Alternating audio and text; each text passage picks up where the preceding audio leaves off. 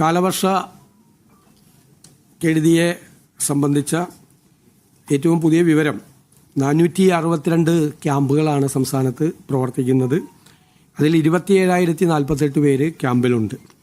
അതിൽ പത്തനംതിട്ടയിലെ 157, ആലപ്പുഴയിലെ 81, കോട്ടയത്ത് 154. ഇതാണ് ഏറ്റവും പ്രധാനപ്പെട്ട 3 ജില്ലകളിൽ ഏറ്റവും കൂടുതൽ ക്യാമ്പുള്ളത്. മറ്റതെല്ലാം 10 ബന്ധപ്പെട്ട് മാത്രമാണുള്ളത്. നമുക്ക് ഇതുവരെ റിപ്പോർട്ട് ചെയ്യപ്പെട്ടിട്ടുള്ള മരണങ്ങൾ 26 ആണ്. 11 പേർക്ക് അപകടം പറ്റിയിട്ടുണ്ട്. 4 പേര് മിസ്സിംഗ് ആണ്. അതുപോലെ 1882 ഹെക്ടർ കൃഷി സ്ഥലത്ത് നാശനഷ്ടം ഉണ്ടായിട്ടുണ്ട്. ഒരു 67.44 കോടി രൂപ ഇപ്പോഴത്തെ പ്രാഥമിക വിവരങ്ങൾ അനുസരിച്ച് നഷ്ടമുണ്ടായിട്ടുണ്ട്. 67.44 കോടി രൂപയാണ് പ്രാഥമിക റിപ്പോർട്ട് നാശനഷ്ടങ്ങളുടെ. ഫൈനൽ റിപ്പോർട്ട് വരുമ്പോൾ കുറച്ചുകൂടി കൂടും. ഇപ്പോൾ ഉള്ളത് ടോട്ടൽ നാശനഷ്ടം 1882 ഹെക്ടർ സ്ഥലത്താണ് കൃഷിനാശം ഉണ്ടായിരിക്കുന്നത്. കൃഷിനാശത്തിൻ്റെ ക്രോപ്പ് ഏരിയ ഡാമേജായിട്ടുള്ളത് അത് 23,537 കർഷകരെ അത് ബാധിച്ചിട്ടുണ്ട്. അപ്പോൾ സുപ്രധാനമായ ചില തീരുമാനങ്ങൾ കൂടി ക്യാബിനറ്റ് അംഗീകാരം നൽകിയിട്ടുണ്ട്. ഒന്ന്, നേരത്തെ പറഞ്ഞതുപോലെ മരണപ്പെട്ടവർക്ക് 8 ലക്ഷം രൂപ, 4 ലക്ഷം രൂപ SDRF-ൽ നിന്നും 2 ലക്ഷം രൂപ CMDRF-ൽ നിന്നും 2 ലക്ഷം രൂപ PMNRF-ൽ നിന്നും ഉൾപ്പെടെ 8 ലക്ഷം രൂപ മരിച്ചവർക്ക് കൊടുക്കും. അതുപോലെ ഈ വീട്ടിൽ വെള്ളം കയറിയ എല്ലാവർക്കും, അത് ഞാൻ പ്രത്യേകം പറയുന്നു, ഇപ്പോൾ കുറേ ആളുകൾ വന്ന് ക്യാമ്പിൽ രജിസ്റ്റർ ചെയ്യുന്നുണ്ട്.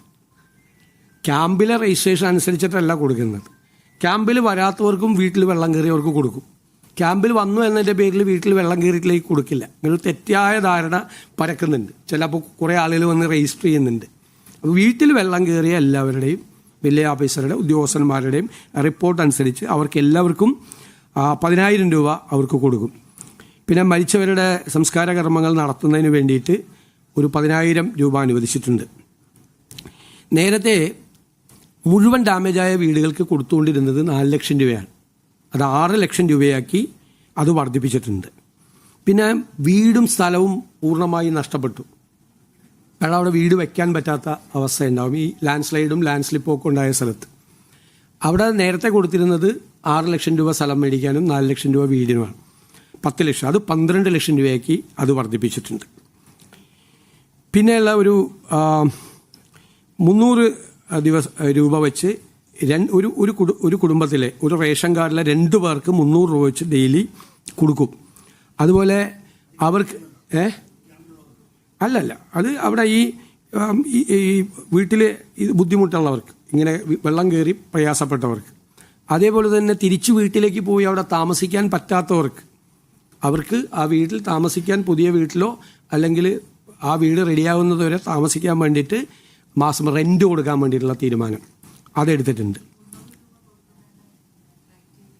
അത് വീട്ടിൽ വെള്ളം കയറി ആകെ ഇതെല്ലാം നാശനഷ്ടം സംഭവിച്ചവർക്കാണ്. ഒരു കുടുംബത്തിലെ 2 പേർക്ക്. അങ്ങനെയാണ് നേരത്തെ അതിൻ്റെ ഒരു സ്റ്റാൻഡേർഡ് പ്രൊസീജിയർ. ഇനി നമ്മൾ